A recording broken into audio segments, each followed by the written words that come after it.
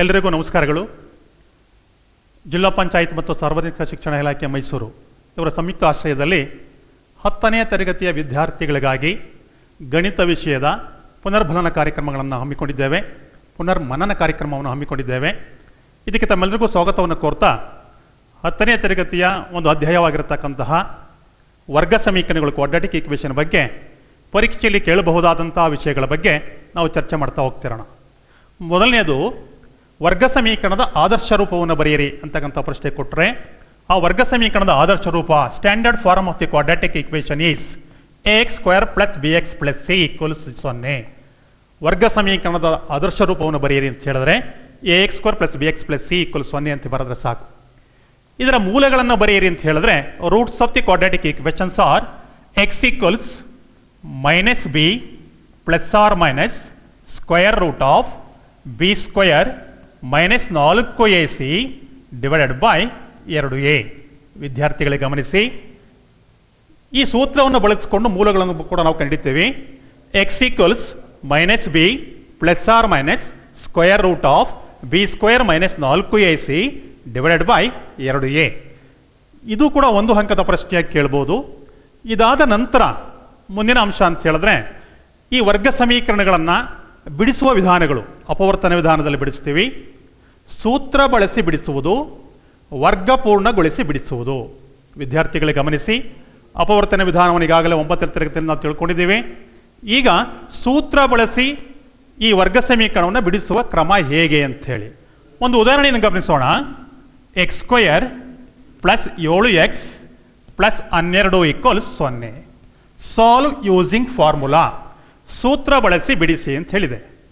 ಕೊಟ್ಟಿರ್ತಕ್ಕಂತಹ ಪ್ರಶ್ನೆ ax² + bx + c = 0 ರೂಪದಲ್ಲಿದೆಯೇ ಎಂಬುದನ್ನು ಮೊದಲು ಪರೀಕ್ಷೆ ಮಾಡ್ಕೋಬೇಕು.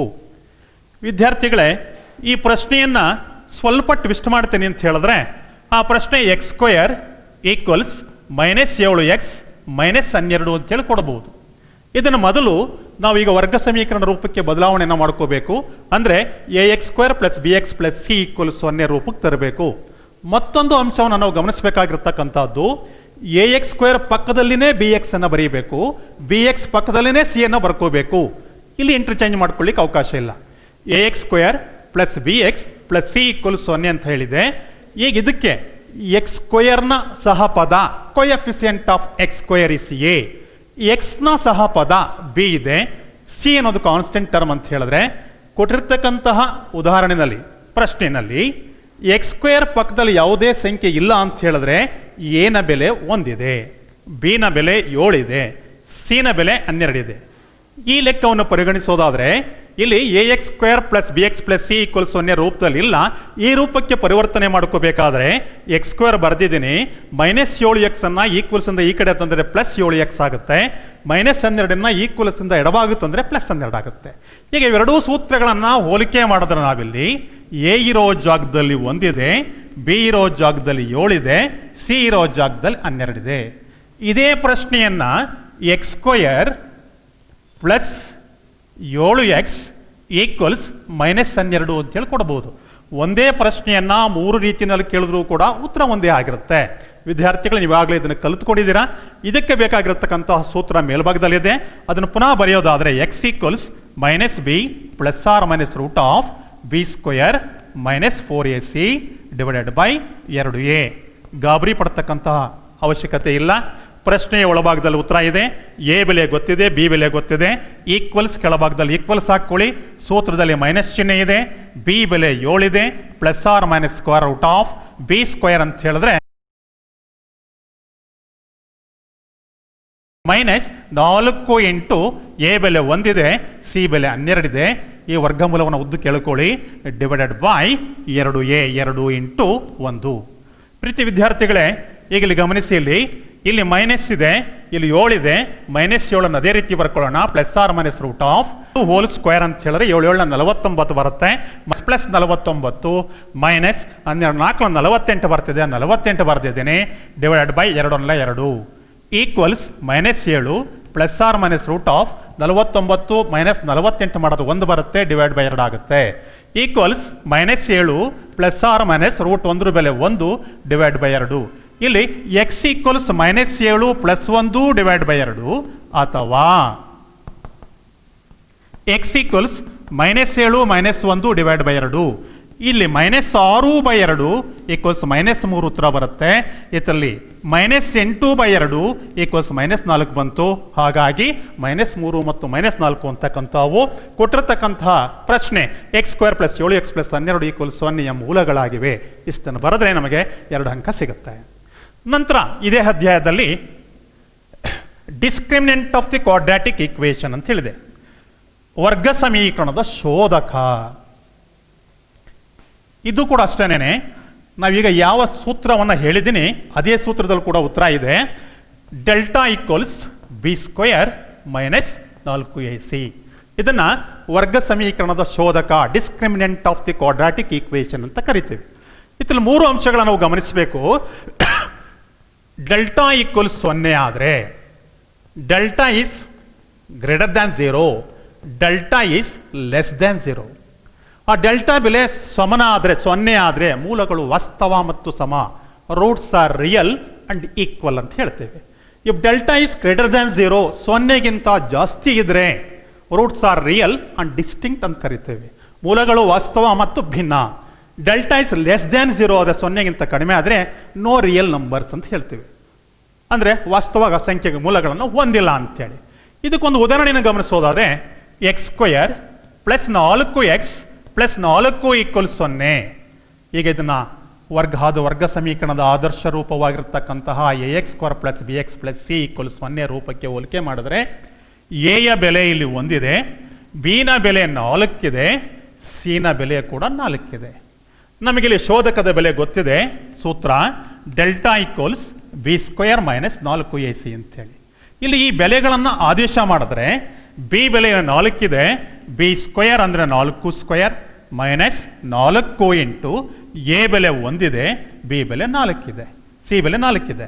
ಈಕ್ವಲ್ 4 4 16 -16. ಡೆಲ್ಟಾ ಈಕ್ವಲ್ಸ್ 0 ಬಂತು. ಮೂಲಗಳ ಸ್ವಭಾವವನ್ನು ವಿವೇಚನೆ ಮಾಡಬೇಕಾಗುತ್ತೆ.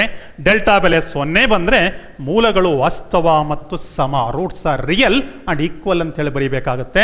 ಇದು 2 ಅಂಕದ ಪ್ರಶ್ನೆಯನ್ನು ಪರೀಕ್ಷೆಯಲ್ಲಿ ನಾವು ಕೇಳಬಹುದಾದ ಸಂಭವನೀಯತೆ ಕೂಡ ಹೆಚ್ಚಾಗಿರುತ್ತೆ. ಇದಾದ ನಂತರ ಇದರಲ್ಲಿ ಒಂದು ಪ್ರಶ್ನೆಯನ್ನು ನಾವು ನೋಡೋದಾದರೆ, ಸ್ವಲ್ಪ ಕಠಿಣವಾಗಿ ಕೊಟ್ಟರೆ ಈ ಪ್ರಶ್ನೆಯನ್ನು ಯಾವ ರೀತಿ ಕೊಡಬಹುದು ಈ ಪ್ರಶ್ನೆಯನ್ನು ಅಂತ ಹೇಳೋದಾದರೆ, ಒಂದು ಪ್ರಶ್ನೆಯನ್ನು ನೋಡೋಣ. a² + b² into x². a² + b² into x² plus 2 into bc - ad into x plus c² + d² ಆದಾಗ ಇದರ ಮೂಲಗಳು ಸಮನಾಗಿದ್ದಾಗ ಇದನ್ನು ac + bd = 0 ಎಂದು ಸಾಧಿಸಿ. ac + bd = 0 ಎಂದು ಸಾಧಿಸಿ. ಪ್ರೂವ್ ದಟ್ ac + bd = 0 ಎಂದು ಸಾಧಿಸಿ ಅಂತೇಳಿ ಪ್ರಶ್ನೆಯನ್ನು ಕೊಟ್ಟರೆ, ಪ್ರೀತಿ ವಿದ್ಯಾರ್ಥಿಗಳೇ, ಈಗಾಗಲೇ ತಿಳಿಸಿರೋ ರೀತಿಯಲ್ಲಿ ಇದು ಕೂಡ ವರ್ಗ ಸಮೀಕರಣದ ಆದರ್ಶ ರೂಪ ax² + bx + c = 0 ರೂಪದಲ್ಲಿದೆ. ಇಲ್ಲಿ x² ನ ಸಹಪದ ಕೋಎಫಿಸಿಯೆಂಟ್ ಆಫ್ x² a ಇರ್ತಕ್ಕಂಥ ಜಾಗದಲ್ಲಿ a² + b² ಇದೆ. ಎರಡನೇದು ಬಿ ಇರ್ತಕ್ಕಂಥ ಜಾಗದಲ್ಲಿ ಕೋಎಫಿಸಿಯೆಂಟ್ ಆಫ್ ಎಕ್ಸ್ ಅಂತ ತಗೊಂಡ್ರೆ, ಎಕ್ಸ್ ನ ಸಹಪದ ಅಂತ ತಗೊಂಡ್ರೆ B equals 2 into bc - ad plus ಇದು ಪೂರ್ತ ಸಿ ಅಂತ ತಗೋಬೇಕಾಗುತ್ತೆ, ಸಿ ಈಕ್ವಲ್ಸ್ c² + d². ವಿದ್ಯಾರ್ಥಿಗಳೇ, ಮತ್ತೊಮ್ಮೆ ಗಮನಿಸಿ, ಎ ಯ ಬೆಲೆ x² ನ ಸಹಪದ a² + b² ಇದೆ, ಎಕ್ಸ್ ನ ಸಹಪದ B equals 2 into bc - ad ಇದೆ, ಸಿ ಸ್ಥಿರಪದ c² + d² ಇದೆ. ಈಗ ಇದರ ಕಂಡೀಷನ್ ಕೊಟ್ಟಿದ್ದಾರೆ, ಮೂಲಗಳು ಸಮನಾದರೆ ಅಂತೇಳಿ, ರೂಟ್ಸ್ ಆರ್ ಈಕ್ವಲ್. ಆ ಕಂಡೀಷನ್ ಏನಂತಾರೆ, ಡೆಲ್ಟಾ = 0. ಆ ಡೆಲ್ಟಾದ ಬೆಲೆ 0 ಆಗಬೇಕು. ಈಗ ಡೆಲ್ಟಾ ಬೆಲೆ ನಾವು ನೋಡಿದ್ರೆ b² - 4ac = 0 ಅಂತ ಬರುತ್ತೆ. ಈಗ ಇಲ್ಲಿ b² = 4ac ಅಂತೇಳಿ ಬರ್ಕೋಬಹುದು. ಈಗ ಬಿ ಬೆಲೆಯನ್ನು ಆದೇಶ ಮಾಡೋಣ. ಬಿ ಬೆಲೆಯಲ್ಲಿ ಎಷ್ಟಿದೆ, 2 ಇಂಟು bc - ad ಹೋಲ್². b² ಇರೋದ್ರಿಂದ ಈಕ್ವಲ್ಸ್ 4 ಇಂಟು ಎ ಬೆಲೆ ನಮಗೆ ಕೊಟ್ಟಿದ್ದಾರೆ a² + b², ಸಿ ಬೆಲೆ ಕೊಟ್ಟಿದ್ದಾರೆ c² + d². ಇದನ್ನು ಸುಲಭ ರೂಪಕ್ಕೆ ತಂದರೆ ಇದನ್ನು 2x ಹೋಲ್ ಸ್ಕ್ವೇರ್ ಅಂತ ಹೇಳಿದ್ರೆ 2 4 x ಸ್ಕ್ವೇರ್ ಅಂತೇಳಿ ಬರೀತೀವಿ. ಅದೇ ರೀತಿ ಇಲ್ಲಿ 4 BC minus AD whole square equals 4 into ಇವೆರಡನ್ನೂ ಒಂದು ಸಾರಿ ಗುಣಿಸಿದ್ರೆ A square C square A square into D square plus A square D square B square C square plus B square D square ಬಂದಿದೆ. ಇಲ್ಲಿ into ಚಿಹ್ನೆ ಇರೋದ್ರಿಂದ 4 4 cancel ಮಾಡ್ತಾ ಇದ್ದೇನೆ. ಈಗ ಇದನ್ನು A minus B whole square ಸೂತ್ರದಲ್ಲಿ ವಿಸ್ತರಣೆ ಮಾಡಿದ್ರೆ A ಸ್ಕ್ವೇರ್ ಅಂದರೆ B square C square plus B square ಅಂದರೆ A square D square minus 2 ABCD is equal to A square C square plus A square D square plus B square C square plus B square D square ಇದೆ. ಈಗ ಇಲ್ಲಿ common ಆಗಿರುತ್ತೆ ಎರಡೂ ಕಡೆ ಇರತಕ್ಕಂಥವು B square C square ಇದೆ, cancel ಮಾಡಿದ್ದೀನಿ. B square C square cancel ಆಗಿದೆ. A ಸ್ಕ್ವೇರ್ D ಸ್ಕ್ವೇರ್ ಇದೆ, A ಸ್ಕ್ವೇರ್ D ಸ್ಕ್ವೇರ್ ಇದೆ, ಕ್ಯಾನ್ಸಲ್ ಮಾಡಿದ್ದೀನಿ. ಉಳಿದಿರ್ತಕ್ಕಂಥದ್ದು minus 2 ABCD is equal to A square C square plus B square D square ಅಂತಿದೆ. ಈಗ ಇದನ್ನು ಈ ಕಡೆ ಕಳಿಸ್ಕೊಟ್ರೆ A square C square plus B square D square minus ಇರ್ತಕ್ಕಂಥದ್ದು ಪ್ಲಸ್ ಆಗುತ್ತೆ, ಪ್ಲಸ್ 2 ABCD ಈಕ್ವಲ್ 0. ಈಗಿದು AC plus BD whole square ರೂಪದಲ್ಲಿದೆ, A square plus B square plus 2 AB ರೂಪದಲ್ಲಿದೆ. ಹಾಗಾಗಿ ಇದು ಕೂಡ 0 ಆಗುತ್ತೆ. A ಸ್ಕ್ವೇರ್ ಈಕ್ವಲ್ 0 ಆಗಬೇಕಾದ್ರೆ AC plus BD is equal to 0 ಆಯಿತು. ಇದು ನಾವು ಸಾಧಿಸಿ ಅಂತೇಳಿ ಕೇಳಿರೋದ್ರಿಂದ AC ಪ್ಲಸ್ BD ಈಕ್ವಲ್ 0 ಆಗುತ್ತೆ. ಇದನ್ನು 3 ಅಂಕದ ಪ್ರಶ್ನೆಗೆ ಬೇಕಾದರೂ ಪರೀಕ್ಷೆಯಲ್ಲಿ ಕೇಳಬಹುದು. ವಿದ್ಯಾರ್ಥಿಗಳೇ, ಈ ವರ್ಗ ಸಮೀಕರಣಕ್ಕೆ ಸಂಬಂಧಪಟ್ಟಂತೆ ಹೇಳಿಕೆಗಳನ್ನು ಕೊಟ್ಟು ಅದನ್ನು ಬಿಡಿಸಿ ಅಂತೇಳಿ ಕೇಳ್ತಾರೆ.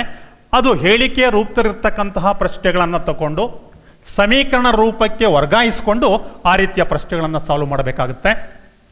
ಹಾಗಾದರೆ ಈ ಅಧ್ಯಾಯಕ್ಕೆ ಸಂಬಂಧಪಟ್ಟಂತೆ ಅತಿ ಮುಖ್ಯವಾಗಿ 4 ಅಂಕದ ಪ್ರಶ್ನೆಯನ್ನು ಕೇಳಬಹುದಾದ ಪ್ರಶ್ನೆಗಳು ಅಭ್ಯಾಸ ಪುಸ್ತಕದಲ್ಲಿ ಪ್ರಶ್ನೆಗಳನ್ನು ಕೊಟ್ಟಿರ್ತಾರೆ.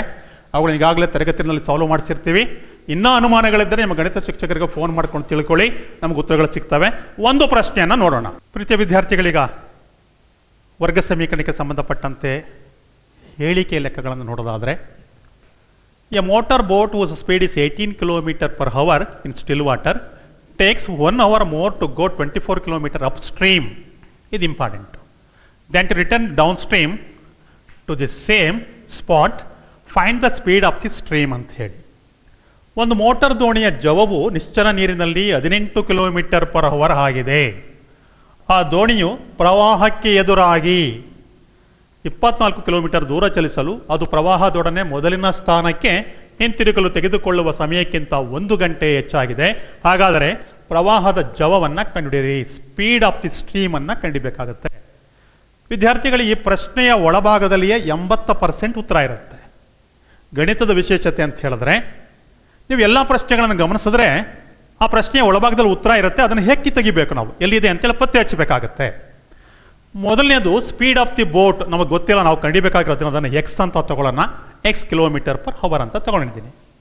Speed of the boat up stream, ಪ್ರವಾಹದ ವಿರುದ್ಧ ದಿಕ್ಕಿನಲ್ಲಿ ಹೋಗ್ತಾ ಇರೋದ್ರಿಂದ ಅದು 18 - x ಅಂತಂದ್ರೆ ಈ ಸ್ಪೀಡ್ ಆಫ್ ದಿ ಬೋಟ್ ಏನಿರುತ್ತೆ ಅದನ್ನು ಎಕ್ಸ್ ಅಂತ ತಗೊಂಡ್ರೆ ಕಳ್ಕೋಬೇಕಾಗುತ್ತೆ.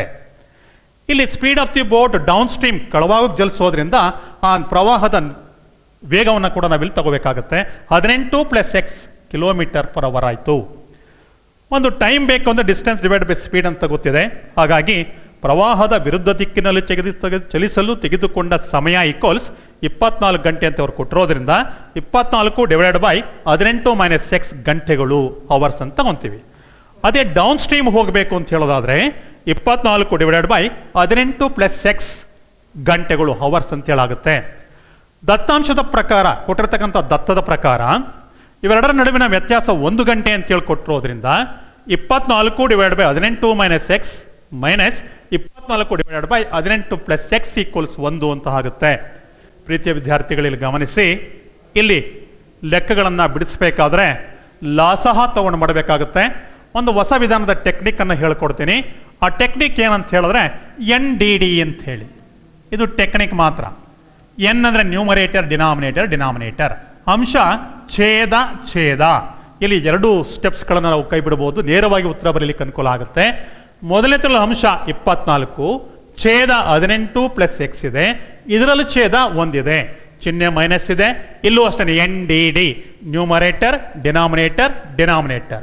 ನ್ಯೂಮರೇಟರ್ ಅಲ್ಲಿ 24 ಇದೆ, ಡಿನಾಮಿನೇಟರ್ 18 ಮೈನಸ್ ಎಕ್ಸ್ ಇದೆ, ಇಲ್ಲಿ ಕೆಳಭಾಗದಲ್ಲಿ ಒಂದು ಡಿನಾಮಿನೇಟರ್ ಇದೆ, ಒಂದಿದೆ. ಅದೇ ರೀತಿ ಇಲ್ಲೂ ಅಷ್ಟೇನೆ 1 into 18 minus X into 18 plus X, numerator into denominator. ಮತ್ತೊಮ್ಮೆ ಗಮನಿಸಿ, NDD ಮೆಥಡ್ ಅಂತ ಹೇಳಿದೆ, ಹೊಸ ವಿಧಾನದಲ್ಲಿ ಮಾಡ್ಕೋಬಹುದು ಅದನ್ನ. ಅಂಶ ಛೇದ ಛೇದ, ಇದರಲ್ಲಿರ್ತಕ್ಕಂಥ ಅಂಶ ಇಂಟು ಎರಡರ ಛೇದಗಳು 24 into 18 plus X into 1 minus 24 ಅಂಶ ಇದೆ, ಛೇದ ಎರಡನ್ನೂ ಬರ್ಕೋಬಹುದು. ಇಲ್ಲೂ ಅಷ್ಟೇ ಮೊದಲನೇದು ಅಂಶ ಛೇದ ಬರ್ಕೊಂಡ್ರೆ ನಿಮಗೆ ಎರಡು ಸ್ಟೆಪ್ಗಳನ್ನು ಮಾಡ್ತಕ್ಕಂಥ ಅವಶ್ಯಕತೆ ಇಲ್ಲ, ಕಡಿಮೆ ಆಗುತ್ತೆ. ಈಗ ಇದನ್ನು ಗುಣಿಸ್ಕೊಂಡು ಸಿಂಪ್ಲಿಫೈ ಮಾಡಿದ್ರೆ ನಾವು ಸುಲಭ ರೂಪಕ್ಕೆ ತಂದರೆ x² plus 48x minus 324 equal 0 ಬರುತ್ತೆ.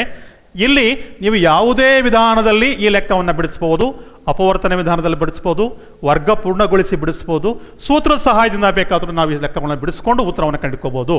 ಈಗಲೇ x² ಪ್ಲಸ್ 48x 324 ಇದೆ. ಮೊದಲನೇದು ಮತ್ತು ಕೊನೆಯ ಪದಗಳ ಗುಣಲಬ್ಧವನ್ನು ಕಂಡುಕೊಂಡ್ರೆ ಮೈನಸ್ 324x² ಅಂತ ಬರುತ್ತೆ. ಎರಡನ್ನು ಗುಣಿಸಿದಾಗ ಇದು ಕೂಡ ಸರಳ ವಿಧಾನ. ಮಧ್ಯಮ ಪದ 48x ಅಂತಿದೆ. ಈಗ ಇದಕ್ಕೆ 54x, ಇಲ್ಲಿ 32x ಬರೆದಿದ್ದೀನಿ, 6x ಬರೆದಿದ್ದೀನಿ. ಈಗ ಎರಡಲ್ಲೂ ಕಳೆದ್ರೆ 48 ಬರುತ್ತೆ. ಅದ್ರಲ್ಲಿ ಪ್ಲಸ್ 48 ಬರಬೇಕಾದ್ರೆ ಇದಕ್ಕೆ ಪ್ಲಸ್ ಹಾಕೋಬೇಕು, ಇದಕ್ಕೆ ಮೈನಸ್ ಹಾಕೋಬೇಕು. ಇಲ್ಲಿ ಮೊದಲನೇ ಪದ ಇದೆ, ಕೊನೆ ಪದ ಇದೆ. ಈ ಮಧ್ಯಮ ಪದ 48x ಅನ್ನ ಸ್ಪ್ಲಿಟ್ ಮಾಡಿದ್ದೀವಿ. ಏನಂತ ಮಾಡಿದ್ದೀವಿ? Plus 54x minus 6x. ಇವೆರಡನ್ನೂ ಸಿಂಪ್ಲಿಫೈ ಮಾಡಿದ್ರೆ 48 ಬರುತ್ತೆ. ಹಾಗಾಗಿ ಇವೆರಡನ್ನೂ ಒಂದು ಗುಂಪು ಮಾಡ್ಕೊಳ್ಳೋಣ.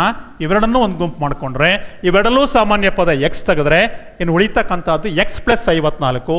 ಇವೆರಡಲ್ಲೂ ಮೈನಸ್ 6 ತೆಗೆದ್ರೆ X minus 6 into X plus 54 equal 0. ಇವೆರಡೂ ಸೇಮ್ ಇದೆ, ಬರೆದಿದ್ದೀನಿ. ಉಳಿದಿರತಕ್ಕಂಥದ್ದು ಎಕ್ಸ್ ಮೈನಸ್ 6 ಈಕ್ವಲ್ 0 ಇದೆ. ಎ ಇಂಟು ಬಿ ಈಕ್ವಲ್ 0 ಆಗಬೇಕಾದ್ರೆ ಎ ಬೆಲೆ 0 ಆಗಬೇಕು ಅಥವಾ ಬಿ ಬೆಲೆ 0 ಆಗಬೇಕು. ಹಾಗಾಗಿ ಎಕ್ಸ್ ಪ್ಲಸ್ 54 ಈಕ್ವಲ್ 0 ಅಥವಾ X minus 6 equal 0, X equals minus 54 ಬಂತು. ಈ ಋಣ ಚಿಹ್ನೆ ಬಂದರೆ ಅದನ್ನು ಬಿಟ್ಬಿಡ್ತೀವಿ. ಹಾಗಾಗಿ ಎಕ್ಸ್ ಈಕ್ವಲ್ಸ್ 6. ಈಗಾಗಲೇ ತಗೊಂಡಿದ್ದೀವಿ ನಾವು ಎಕ್ಸ್ ಅನ್ನು ಸ್ಪೀಡ್ ಆಫ್ ದಿ ಬೋಟ್ ಅಂತೇಳಿ ತಗೊಂಡಿದ್ದೀವಿ, ಅಥವಾ ಸ್ಟ್ರೀಮ್ ಅಂತೇಳಿ ತಗೊಂಡಿದ್ದೀವಿ. ಹಾಗಾಗಿ 6 ಕಿಲೋಮೀಟರ್ ಪರ್ ಅವರ್ ಸ್ಟ್ರೀಮ್ ಹೋಗ್ತಿದೆ. ನಾವಿಲ್ಲಿ ಪ್ರವಾಹದ ಜವವನ್ನು ಕಂಡುಹಿಡಿರಿ. ಸ್ಪೀಡ್ ಆಫ್ ಈ ಸ್ಟ್ರೀಮ್, ಇದು ಬೋಟ್ ಅಲ್ಲ, ಸ್ಟ್ರೀಮ್ ಇದೆ. ಇಷ್ಟು ಬರೆದ್ರೆ ನಮಗೆ ವಿದ್ಯಾರ್ಥಿಗಳ 4ಕ್ಕೆ 4 ಅಂಕಗಳು ಬರತಕ್ಕಂಥ ಸಾಧ್ಯತೆ ಇದೆ. ಹಾಗಾಗಿ ಈ ಅಧ್ಯಾಯದಲ್ಲಿ ಇರ್ತಕ್ಕಂಥ ಅಭ್ಯಾಸದಲ್ಲಿ ಇರ್ತಕ್ಕಂಥ ಎಲ್ಲ ಲೆಕ್ಕಗಳನ್ನು ಶಾಲೆಯಲ್ಲಿ ಶಿಕ್ಷಕರು ಮಾಡಿಸ್ಕೊಟ್ಟಿರ್ತಾರೆ. ಅದನ್ನು ಈ ಕಾರ್ಯಕ್ರಮ ಮುಗಿದ ನಂತರ ಕುಂತ್ಕೊಂಡು ಸಾಲ್ವ್ ಮಾಡಿದ್ರೆ ನಿಮಗೆ ಎಲ್ಲ ಲೆಕ್ಕಗಳನ್ನು ಬಿಡಿಸುವ ಸಾಮರ್ಥ್ಯ ಬರುತ್ತೆ. ಅದರ ಜೊತೆಗೆ 80ಕ್ಕೆ 80 ಅಂಕವನ್ನು ನಾನು ಪಡ್ಕೋಬೇಕು ಅಂತಕ್ಕಂಥ ವಿದ್ಯಾರ್ಥಿಗಳೇನಿದ್ದಾರೆ, ಹಳೆಯ ಪಠ್ಯಪುಸ್ತಕದಲ್ಲಿ ಇರತಕ್ಕಂಥ ಲೆಕ್ಕಗಳನ್ನು ಕೂಡ ನೀವು ನೋಡಿಕೊಂಡ್ರೆ ನಿಮಗೆ ಸಹಕಾರಿಯಾಗ್ತಾ ಇದೆ ಅಂತ ಹೇಳ್ತಾ ಇದ್ದೀನಿ. ಧನ್ಯವಾದಗಳು. ಮಕ್ಕಳೇ, ಸಂಖ್ಯಾಶಾಸ್ತ್ರದಲ್ಲಿ ಓಜಿವ್ ಕನ್ಸ್ಟ್ರಕ್ಷನ್ ಅಂತ ಇದೆ. Less than type ogive, more than type ogive, ಕಡಿಮೆ ರೀತಿಯ ಓಜಿವ್ ರಚನೆ ಮತ್ತು ಅಧಿಕ ರೀತಿಯ ಓಜಿವ್ ರಚನೆ. ಲೆಸ್ ದ್ಯಾನ್ ಟೈಪ್ ಓಜಿವ್ ಅಂತ ಹೇಳಿದ್ರೆ ಮುಖ್ಯವಾಗಿ ಎಕ್ಸ್ ಎಕ್ಸಿಸ್ ನಲ್ಲಿ ಅಪ್ಪರ್ ಲಿಮಿಟ್ಸ್ಗಳನ್ನು ಬರ್ಕೊಳ್ತೀರಾ, ಅಂದ್ರೆ ಮೇಲ್ಮಿತಿಗಳನ್ನು. ಮೋರ್ ದ್ಯಾನ್ ಟೈಪ್ ಓಜಿವ್ ಅಂತ ಹೇಳಿದ್ರೆ ನಾವು ಲೋಯರ್ ಲಿಮಿಟ್ಗಳನ್ನು ಎಕ್ಸ್ ಆಕ್ಸಿಸ್ನಲ್ಲಿ ಬರ್ಕೊಳ್ತೀವಿ. ಇದ್ರ ಕಡೆ ನೀವು ಸ್ವಲ್ಪ ಗಮನ ಕೊಡಿ. ಹಾಗೆಯೇ ಸ್ಕೇಲ್ ಬರೆಯೋದು ಬಹಳ ಮುಖ್ಯ. ಅಂದರೆ ಎಕ್ಸ್ ಆಕ್ಸಿಸ್ 1 ಸೆಂಟಿಮೀಟರ್ ಈಕ್ವಲ್ಸ್ ಆ ಯೂನಿಟ್ಸ್ಗಳ ಸಂಖ್ಯೆ, ಹಾಗೂ ವೈ ಆಕ್ಸಿಸ್ನಲ್ಲಿ 1 ಸೆಂಟಿಮೀಟರ್ ಎಷ್ಟು ಯೂನಿಟ್ ಇದೆ ಅನ್ನೋದನ್ನ ಆ ಲೆಕ್ಕವನ್ನು ನೋಡಿ ನೀವು ಪರಿಗಣಿಸಬೇಕಾಗುತ್ತದೆ. ಜೊತೆಗೆ ನೀವು ಪ್ರಶ್ನೆಯನ್ನ ಸರಿಯಾಗಿ ನೋಡಬೇಕಾಗ್ತದೆ. ಅಂದರೆ ಕ್ಯುಮ್ಯುಲೇಟಿವ್ ಫ್ರೀಕ್ವೆನ್ಸಿ ಅವರೇ ಕೂಡಿರ್ತಾರೆ ಅಥವಾ ನಾವು ಕೂಡ್ಕೋಬೇಕು ಅಂತ ಹೇಳಿ ಅದನ್ನು ನೀವು ಗಮನಿಸ್ಕೊಳ್ಳಿ. ಕೆಲವೊಂದು ಸಲ ಕ್ಯುಮ್ಯುಲೇಟಿವ್ ಫ್ರೀಕ್ವೆನ್ಸಿ ಕಾಲಮ್ ಅವರೇ ಕೊಟ್ಟಿರ್ತಾರೆ, ನೀವು ಮತ್ತೆ ಕೊಡೋ ಅವಶ್ಯಕತೆ ಇರೋದಿಲ್ಲ, ಜಸ್ಟ್ ಕನ್ಸ್ಟ್ರಕ್ಷನ್ ಮಾಡಿದ್ರೆ ಸಾಕಾಗಿರುತ್ತೆ. ಸೊ ಹಾಗಾಗಿ ಅಂಥದ್ದನ್ನು ನೀವು ಸ್ವಲ್ಪ ಗಮನಿಸ್ಕೊಂಡು ಈ ಅಧ್ಯಾಯದಲ್ಲಿ ನೀವು 3 ಅಂಕವನ್ನು ಓಜಿವ್ ಕನ್ಸ್ಟ್ರಕ್ಷನಲ್ಲಿ 3 ಅಂಕಗಳನ್ನು ನೀವು ಪಡ್ಕೊಳ್ಬೋದು ಮಕ್ಕಳೇ. ಸೊ ಈ ಒಂದು ರಚನೆಯ ವಿಧಾನವನ್ನು ನಿಮಗೆ ಹರ್ಷ ಶಿಕ್ಷಕರು ನಿಮಗೆ ಬಿಡಿಸ್ಕೊಡ್ತಾರೆ, ಅದನ್ನು ನೀವು ಗಮನಿಸಿ ಮಕ್ಕಳೇ. ಈಗ ನಾನು ನಿಮ್ಗೆ ಹೇಳ್ಕೊಡ್ತಾ ಇರುವಂತಹದ್ದು ಓಜಿವ್ ಕನ್ಸ್ಟ್ರಕ್ಷನ್, ಅಂದ್ರೆ ಓಜಿವ್ ಅನ್ನ ಹೇಗೆ ರಚನೆ ಮಾಡಬೇಕು ಅನ್ನುವಂತಹದನ್ನ. ಓಜಿವ್ ರಚನೆ ಮಾಡ್ಬೇಕಾದ್ರೆ ನಮ್ಗೆ 2 ವಿಧಾನ ಇದೆ. ಒಂದು ಕಡಿಮೆ ಇರುವಂತಹ ವಿಧಾನ, ಮತ್ತೊಂದು ಹೆಚ್ಚು ಇರುವಂತಹ ವಿಧಾನ. ಅದನ್ನ ಇಂಗ್ಲಿಷ್ ನಲ್ಲಿ ಲೆಸ್ ದ್ಯಾನ್ ಮೆಥಡ್ ಮತ್ತೆ ಮೋರ್ ದ್ಯಾನ್ ಮೆಥಡ್ ಅಂತ ಕರೀತಾರೆ. ಈ ಓಜಿವ್ ಅಂದ್ರೆ ಏನು? ಇದೊಂದು ಕ್ಯುಮುಲೇಟಿವ್ ಫ್ರೀಕ್ವೆನ್ಸಿ ಡಿಸ್ಟ್ರಿಬ್ಯೂಷನ್ ಗ್ರಾಫ್ ಇದು. ಅಂದ್ರೆ ಸಂಚಿತ ಆವೃತ್ತಿ ವಿತರಣೆಯ ಒಂದು ನಕ್ಷೆ ಆಗಿರುತ್ತೆ. ಈ ರೀತಿ ಬೇಕಾದ್ರೂ ಎಕ್ಸಾಮ್ ನಲ್ಲಿ ನಿಮ್ಮನ್ನ ಕೇಳಬಹುದು. ಬನ್ನಿ ನೋಡೋಣ ಇದನ್ನ ಹೇಗೆ ರಚನೆ ಮಾಡೋದು ಅಂತ. ಇಲ್ಲಿ ಒಂದು ಟೇಬಲ್ ಅನ್ನ ನೀಡಲಾಗಿದೆ. ಇಲ್ಲಿರುವಂತಹ ಈ ಡೇಟಾಗೆ ಅಂದ್ರೆ ದತ್ತಾಂಶಗಳಿಗೆ ನಾವೀಗ ಓಜಿ ರಚನೆಯನ್ನ ಮಾಡಬೇಕಾಗಿದೆ. ಈಗಾಗಲೇ ನಾನು ನಿಮ್ಗೆ ತಿಳಿಸಿದ್ದೇನೆ, ನಾವು ಈಗ ಉಪಯೋಗಿಸ್ತಾ ಇರುವಂತಹದ್ದು ಕಡಿಮೆ ಇರುವಂತಹ ವಿಧಾನ, ಅಂದ್ರೆ ಲೆಸ್ ದ್ಯಾನ್ ಮೆಥಡ್ ಅಂತ. ಹೀಗೆ ಕೊಟ್ಟಿರುವಂತಹ ಈ ಡೇಟಾವನ್ನ ನಾವು ಹೀಗೆ ಹಾರಿಜಾಂಟಲ್ ಆಗಿ ಅಂದ್ರೆ ಅಡ್ಡಡ್ಡ ಕೊಟ್ಟಿರುವಂತಹ ಡೇಟಾವನ್ನ ನಾವು ಉದ್ದುದ್ದ ಬರ್ಕೊಳ್ಳೋಣ, ವರ್ಟಿಕಲ್ ಆಗಿ ಬರ್ಕೊಳ್ಳೋಣ. ಫಸ್ಟ್ ಇರುವಂತಹದ್ದು ಕ್ಲಾಸ್ ಇಂಟರ್ವೆಲ್, ಆಮೇಲೆ ಇರುವಂತಹದ್ದು ಫ್ರೀಕ್ವೆನ್ಸಿ. ಹೀಗಂದ್ರೆ ಅರ್ಥ ಹೇಳ್ಬಿಡ್ತೀನಿ, 100 ರಿಂದ 120 ಈ ಕ್ಲಾಸ್ ಇಂಟರ್ವೆಲ್ ಅಲ್ಲಿ 12 ಸ್ಕೋರ್ಸ್ ಇದೆ ಅಂತ. ಹಾಗೆ 120 ರಿಂದ 140ರಲ್ಲಿ 14, ನಂತರ 8, ಹಾಗೆ 6 ಮತ್ತು 10 ಇಷ್ಟು ಸ್ಕೋರ್ಗಳು ಇಲ್ಲಿ ಇವೆ ಅನ್ನುವಂತಹದ್ದು ನಮ್ಗೆ ಗೊತ್ತಾಗುತ್ತೆ. ಮಕ್ಕಳೇ, ಈಗ ಲೆಸ್ ದ್ಯಾನ್ ಮೆಥಡ್ ಅಂದ್ರೆ ಕಡಿಮೆ ವಿಧಾನವನ್ನ ನಾವು ಅನುಸರಿಸ್ತಾ ಇದ್ದೇವೆ. ಹಾಗಾಗಿ ಫಸ್ಟ್ ಸ್ಟೆಪ್ ಏನ್ ಮಾಡ್ಬೇಕಾಗತ್ತೆ ನೋಡಿ, 3ನೇ ಕಾಲಮ್ ಅನ್ನ ಗಮನಿಸಿ. ಕಡಿಮೆ ಇರುವಂತಹ ಮೇಲ್ಮಿತಿಯನ್ನ ಬರ್ಕೊಳ್ಬೇಕಾಗತ್ತೆ. ಹಾಗಂದ್ರೆ ಏನು ಅಂತ ನಾನು ಹೇಳ್ಕೊಡ್ತೀನಿ. ಹಾಗೆ 4ನೇ ಕಾಲಮ್ ನಲ್ಲಿ ಸಂಚಿತ ಆವೃತ್ತಿ ಅಂದ್ರೆ ಕ್ಯುಮುಲೇಟಿವ್ ಫ್ರೀಕ್ವೆನ್ಸಿಯನ್ನ ಬರ್ಕೊಳ್ಬೇಕಾಗುತ್ತೆ. ಹಾಗಂದ್ರೆ ಏನು ಅಂತ ಈಗ ನೋಡೋಣ. ಕಡಿಮೆ ಇರುವಂತಹ ಮೇಲ್ಮಿತಿ ಮಕ್ಕಳೇ, ಇಲ್ಲಿ ಗಮನಿಸಿ, ಈ ವರ್ಗಾಂತರ ಅಂದ್ರೆ ಕ್ಲಾಸ್ ಇಂಟರ್ವಲ್ ನಲ್ಲಿ 100 to 120 ಇದೆ. ಹಾಗಂದ್ರೆ ಮೀನಿಂಗ್ ಏನು? 100 ರಿಂದ 120 ಅಂತ. That means up to 120. ಇಲ್ಲಿ 120 ಸೇರೋದಿಲ್ಲ, ಈ ಗ್ರೂಪ್ಗೆ 120 ಸೇರೋದಿಲ್ಲ. ಯಾಕಂದ್ರೆ ಇದೊಂದು ಕಂಟಿನ್ಯೂಸ್ ಸೀರೀಸ್. ಈಗ 120 ಸ್ಕೋರ್ ಇರುವಂತಹದನ್ನ ಈ ಗ್ರೂಪಿಗೆ ಹಾಕ್ಬೇಕಾ ಅಥವಾ ಈ ಗ್ರೂಪಿಗೆ ಹಾಕ್ಬೇಕಾ ಅಂತ ಅನುಮಾನ ಬಂದ್ರೆ ನಿಸ್ಸಂದೇಹವಾಗಿ 120 ಅನ್ನುವಂತಹದ್ದು ಈ ಗ್ರೂಪಿಗೆ ಸೇರುತ್ತೆ. ಈ ಗ್ರೂಪ್ ನಲ್ಲಿ 120 ದೊರೆಯೋದಿಲ್ಲ. ಹಾಗಂದ್ರೆ ಕಡಿಮೆ ಇರುವಂತಹ ಮೇಲ್ಮಿತಿ ಅಂದ್ರೆ 120ರ ಒಳಗಿರುವಂತಹ ನಂಬರ್ಗಳು ಎಷ್ಟಿದೆ, ಸ್ಕೋರ್ಸ್ಗಳು ಎಷ್ಟಿದೆ ಅನ್ನುವಂತಹದ್ದನ್ನ ಇಲ್ಲಿ ನೀವು ಬರ್ಕೋಬೇಕು. ನೋಡಿ, 100 ರಿಂದ 120 ಅಂದ್ರೆ 12 ಇದೆ. ಅಂದ್ರೆ 120ರ ಒಳಗೆ ಬರುವಂತಹ ಸ್ಕೋರ್ಸ್ಗಳು 12 ಆಗಿದೆ. ಹಾಗಾಗಿ 100 ರಿಂದ 120 ಇದಕ್ಕೆ ಸಂಬಂಧಪಟ್ಟ ಹಾಗೆ ನಾವು 12 ಬರ್ಕೊಳ್ತಾ ಇದ್ದೇವೆ. ಹಾಗಾದ್ರೆ 2ನೇ ಕ್ಲಾಸ್ ಇಂಟರ್ವಲ್ಗೆ ಏನ್ ಬರ್ಕೋಬೇಕು? Less than 140. ಲೆಸ್ ದ್ಯಾನ್ 140 ಅಂದ್ರೆ ಇಲ್ಲಿಂದ ಹಿಂದಕ್ಕಿರೋದೆಲ್ಲ ಲೆಸ್ ದ್ಯಾನ್ 140 ಆಗುತ್ತೆ. ಹಾಗಾದ್ರೆ 12 ಮತ್ತೆ 14 ಇವಿಷ್ಟು ಕೂಡ ಲೆಸ್ ದ್ಯಾನ್ 140 ಆಗುತ್ತೆ. ಈ ಕ್ಲಾಸ್ ಇಂಟರ್ವಲ್ ನಲ್ಲಿ ಲೆಸ್ ದ್ಯಾನ್ 140 ಇರುವಂತದ್ದು 12 plus 14 26 ಆಗುತ್ತೆ. ನೆಕ್ಸ್ಟ್ ಲೆಸ್ ದ್ಯಾನ್ 160 ಇದೆ. ಲೆಸ್ ದ್ಯಾನ್ 160 ಅಂದ್ರೆ ಈ ಹಿಂದೆ ಇರೋದೆಲ್ಲ ಲೆಸ್ ದ್ಯಾನ್ 160. ಹಾಗಾಗಿ ಲೆಸ್ ದ್ಯಾನ್ 160 ನಮ್ಗೆ 34 ಆಗುತ್ತೆ. ಈ ಮೂರನ್ನ ಕೂಡಿ ನಮ್ಗೆ 34 ಸಿಗುತ್ತೆ. ಹಾಗೆ ಲೆಸ್ ದ್ಯಾನ್ 180 ಅಂದ್ರೆ 180ಕ್ಕಿಂತ ಕಡಿಮೆ ಇರುವಂತಹದ್ದು 40. ಈ 4 ಕೂಡ್ಕೊಳ್ಳಿ, ನಿಮ್ಗೆ 40 ಸಿಗುತ್ತೆ. ಹಾಗೆ ಲೆಸ್ ದ್ಯಾನ್ 200 ಅಂದ್ರೆ 200ಕ್ಕಿಂತ ಕಡಿಮೆ ಇರುವಂತಹದ್ದು ನಮ್ಗೆ ಟೋಟಲ್ 50 ಆಗುತ್ತೆ. ಮಕ್ಕಳೇ, ಇನ್ನೊಂದು ನೀವು ಗಮನಿಸಬೇಕಾದಂತಹ ಅಂಶ ಏನಂದ್ರೆ, ಇಲ್ಲಿರುವಂತಹ ಎಲ್ಲಾ ಆವೃತ್ತಿಯನ್ನ ನೀವು ಟೋಟಲ್ ಮಾಡಿದ್ರೆ ಈ ಕೊನೆಯ ನಂಬರ್ ಬರಬೇಕು. ಇಲ್ಲಿ ಏನಾದ್ರೂ ಬದಲಾವಣೆ ಇತ್ತು ಅಂದ್ರೆ ನೀವೆಲ್ಲೋ ಕೂಡೋದ್ರಲ್ಲಿ ಅಂದ್ರೆ ಆಡ್ ಮಾಡೋದ್ರಲ್ಲಿ ಮಿಸ್ಟೇಕ್ ಮಾಡಿದಿರಾ ಅಂತ ಆಗತ್ತೆ. ಇಷ್ಟನ್ನ ಮಾಡ್ಕೊಂಡು ಟೇಬಲ್ಗೆ ನಾವು ಗ್ರಾಫ್ ಅನ್ನ ಹಾಕಬೇಕು. ಗ್ರಾಫ್ ಶೀಟ್ ಅನ್ನ ತೆಗೆದುಕೊಳ್ತಾ ಇದ್ದೇನೆ. ಯಾವುದೇ ಒಂದು ಗ್ರಾಫ್ ಶೀಟ್ ಅನ್ನ ಹಾಕ್ಬೇಕಾದ್ರೆ ಸ್ಕೇಲ್ ನ ನಾವು ಫಸ್ಟ್ ಬರ್ಕೋಬೇಕು. ಎಕ್ಸ್ ಆಕ್ಸಿಸ್ ಮತ್ತೆ ವೈ ಆಕ್ಸಿಸ್ ನಲ್ಲಿ ಎಷ್ಟೆಷ್ಟನ್ನ ತೆಗೆದುಕೊಳ್ತಾ ಇದ್ದೇವೆ. ಈಗ ಎಕ್ಸ್ ಆಕ್ಸಿಸ್ ನಲ್ಲಿ 1 ಸೆಂಟಿಮೀಟರ್ ನ 20 ಯೂನಿಟ್ಸ್ ಆಗಿ ತಗೊಳ್ತಾ ಇದ್ದೇನೆ. ಇಲ್ಲಿ ಮೂಲಮಾನ ಅಂತ ಕನ್ನಡದಲ್ಲಿ ಬರ್ದಿದ್ದೇನೆ. ಹಾಗೆ ವೈ ಆಕ್ಸಿಸ್ ನಲ್ಲಿ 1 ಸೆಂಟಿಮೀಟರ್ ನ 5 ಯೂನಿಟ್ಸ್ ಆಗಿ ತಗೊಳ್ತಾ ಇದ್ದೇನೆ. ಬರ್ಕೊಳ್ಳೋಣ. ನೋಡಿ, ಇಲ್ಲಿ 20 ಯೂನಿಟ್ಸ್ ಆಗಿ ಇಲ್ಲಿ ತಗೊಂಡಿದ್ದೇನೆ. ಹಾಗೆ ಇಲ್ಲಿ 5 ಯೂನಿಟ್ಸ್ ಆಗಿ ವೈ ಆಕ್ಸಿಸ್ ನಲ್ಲಿ ತಗೊಂಡಿದ್ದೇನೆ. ಈಗ ಇದನ್ನ ನಾವು ಇಲ್ಲಿ ಗುರುತು ಮಾಡೋಣ. ನೋಡಿ, 100 ರಿಂದ 120 ಅಂದ್ರೆ ಅಪ್ಪರ್ ಲಿಮಿಟ್ 120 ಇದೆ, ಅಂದ್ರೆ ಮೇಲ್ಮಿತಿ 120 ಇದೆ. 120ರಲ್ಲಿ ನಾವೀಗ ಗುರುತನ್ನ ಮಾಡ್ಬೇಕಾಗತ್ತೆ. 120ಕ್ಕೆ ಎಷ್ಟಿದೆ? CF 12 ಇದೆ. ಹಾಗಾಗಿ 120ಕ್ಕೆ ನಾವು ಇಲ್ಲಿ ನೋಡಿ 12 ಇಲ್ಲಿ ಸಿಗುತ್ತೆ. ಇಲ್ಲಿ ಗುರುತನ್ನ ಮಾಡ್ಕೊಳ್ಳೋಣ.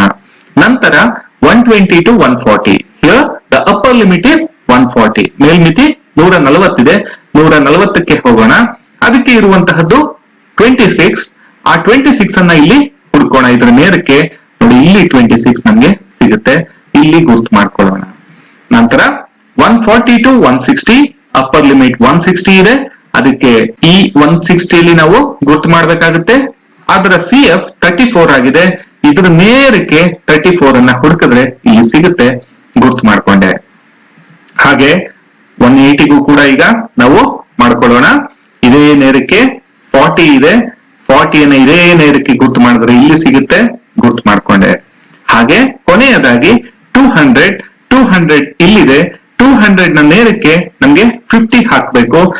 ಇದರ ನೇರಕ್ಕೆ 50ಗೆ ಗುರ್ತು ಮಾಡಿದೆ. ಮಕ್ಕಳೇ, ಇಷ್ಟನ್ನ ಗುರ್ತು ಮಾಡಿದ್ಮೇಲೆ ಈ ಪಾಯಿಂಟ್ಸ್ ಗಳಿಗೆ ಬೇಕಿದ್ರೆ ಹೆಸರು ಕೊಟ್ಕೋಬಹುದು. ಹೆಸರು ಕೊಟ್ಕೊಳ್ಳೋಣ. ABCDE ಅಂತ ಹೆಸರು ಕೊಟ್ಕೊಂಡಿದ್ದೀನಿ. ಪ್ರತಿಯೊಂದು ಪಾಯಿಂಟ್ ಯಾವ ಕ್ಲಾಸ್ ಇಂಟರ್ವೆಲ್ ಗೆ ಸಂಬಂಧಪಟ್ಟಿದ್ದು ಅನ್ನುವಂತಹದನ್ನ ಇಲ್ಲಿ ನಾನು ಬರ್ತಿದ್ದೇನೆ. ಈಗ ಈ ಪಾಯಿಂಟ್ಸ್ ಗಳನ್ನ ನಾವು ಏನ್ ಮಾಡ್ಬೇಕು, ಜಾಯಿನ್ ಮಾಡ್ಬೇಕು, ಅಂದ್ರೆ ಸೇರಿಸ್ಬೇಕು. ಸೇರಿಸ್ಬೇಕಾದ್ರೆ ಒಂದು ನಿಯಮ ಇದೆ, ಸ್ಕೇಲ್ ಅನ್ನ ಯೂಸ್ ಮಾಡಬಾರ್ದು. ಬರೀ ಖಾಲಿ ಕೈಯಲ್ಲೇ ನೀವು ಪೆನ್ಸಿಲ್ ಅನ್ನ ಹಿಡ್ಕೊಂಡು ಸೇರಿಸ್ಬೇಕಾಗತ್ತೆ. ಹಾಗೆ ಸೇರಿಸೋಣ. ಗಮನಿಸಿ, ಈ ರೀತಿಯಾಗಿ ನಮ್ಗೆ ಓಜಿವ್ ದೊರೆಯಿತು. ಮಕ್ಕಳೇ, ಈಗ ನೀವು ನೋಡಿದ್ದು ಲೆಸ್ ದ್ಯಾನ್ ಮೆಥಡ್, ಅಂದ್ರೆ ಕಡಿಮೆ ಇರುವಂತಹ ವಿಧಾನ. ಮುಂದೆ ಹೆಚ್ಚು ಇರುವಂತಹ ವಿಧಾನ ಅಥವಾ ಅಧಿಕ ಇರುವಂತಹ ವಿಧಾನ ಅಂತ ಕರಿತೀವಿ. ಇಂಗ್ಲಿಷ್ ನಲ್ಲಿ ಮೋರ್ ದ್ಯಾನ್ ಮೆಥಡ್ ಅಂತ ಕರಿತೀವಿ. ಅದೇ ಟೇಬಲ್ ನಲ್ಲಿರುವಂತಹ ಡಾಟಾಗೆ ಈಗ ನಾವು ಮೋರ್ ದ್ಯಾನ್ ಮೆಥಡ್ ಅಲ್ಲಿ ಓಜಿವನ್ನ ಕನ್ಸ್ಟ್ರಕ್ಟ್ ಮಾಡೋಣ. ಫಸ್ಟ್ ಕಾಲಮ್ ಅಲ್ಲಿ ಬರ್ಕೊಂಡಿದ್ದೇನೆ. ಮೂರನೇ ಕಾಲಮ್ ಏನಾಗುತ್ತೆ ಈಗ ಗಮನಿಸಿ, ಅಧಿಕ ಇರುವ ಕೆಳಮಿತಿ. ಅಂದ್ರೆ ಈ ಒಂದು ಕ್ಲಾಸ್ ಇಂಟರ್ವೆಲ್ ಅಲ್ಲಿ ಲೋವರ್ ಲಿಮಿಟ್ ಅನ್ನ ತಗೋಬೇಕು ನೀವು. ಲೋವರ್ ಲಿಮಿಟ್ ಅಂದ್ರೆ ಇಲ್ಲಿ ಕೆಳಮಿತಿ 100 ಆಗುತ್ತೆ.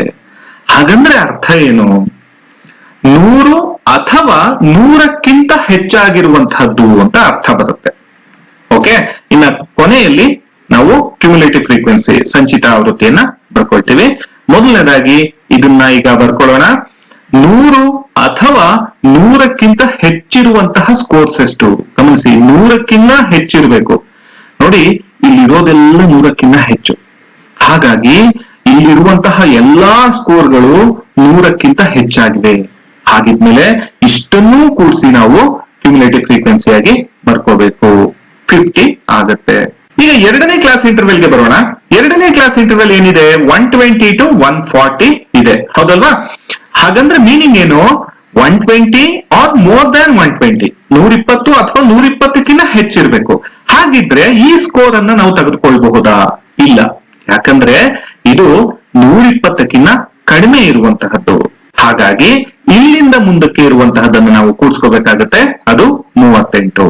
ಅದೇ ರೀತಿಯಲ್ಲಿ 140 ಆರ್ ಮೋರ್ ದ್ಯಾನ್ 140 ಅಂತ ತಗೊಂಡಾಗ ನಮ್ಗೆ 8, 6 ಮತ್ತೆ 10 ಈ ಮೂರನ್ನ ಆಡ್ ಮಾಡಿದ್ರೆ 24 ಸಿಗುತ್ತೆ. ಹಾಗೆ ಮೋರ್ ದ್ಯಾನ್ 160 ಅಂತ ತಗೊಂಡಾಗ ನಮ್ಗೆ 10 + 6 16 ಆಗುತ್ತೆ.